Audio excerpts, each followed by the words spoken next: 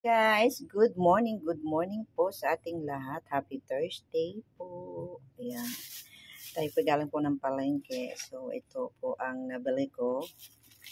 Ito po ay, siyempre, pechay po. At ito ay mayroon tayong manok.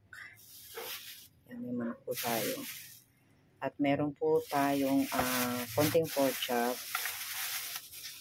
Ayan, ito. 2 piraso po yung pork chop.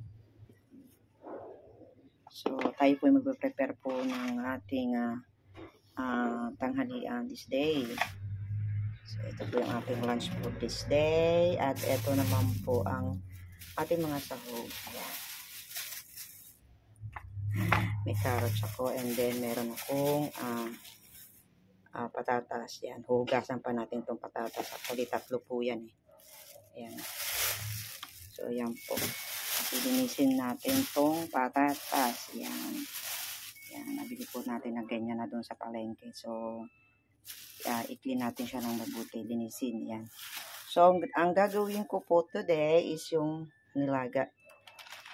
Yan. Kasi ito po, dahil dalawa lang naman po kami dito, yung 2 bata. So, hahatiin ko po itong iba.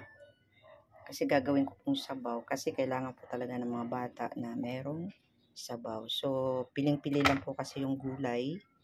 Yan lang po kinakain nila. Carrot, tsaka yung buti nga kumakain na po sila ng patatas at itong chicken. So, haluan ko po, mag-aadobo po ako. Yan, yung kalahati nito, yan, nilaga. Yan, nilaga na may pechay at saka may patatas saka carrots. Yan. Kasi iwas din ako talaga sa ngayon sa mga mamantika. So, pasasarapin lang natin, di ba? Dadaanin lang natin sa sarap kung paano tayo magtimpla. Yan.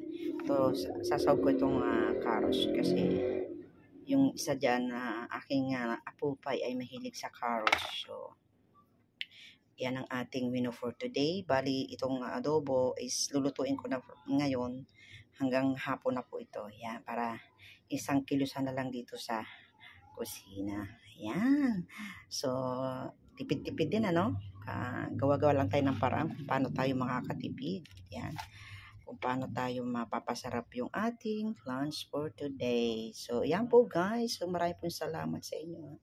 Thank you sa aking mga team, sa mga nanonood. Thank you so much sa lahat-lahat po. Team Thunders, Krong, yan, yung mga suking paminaw ng Magic 7. Thank you so much. Yan, shoutout po sa aking mga friends dyan sa YT.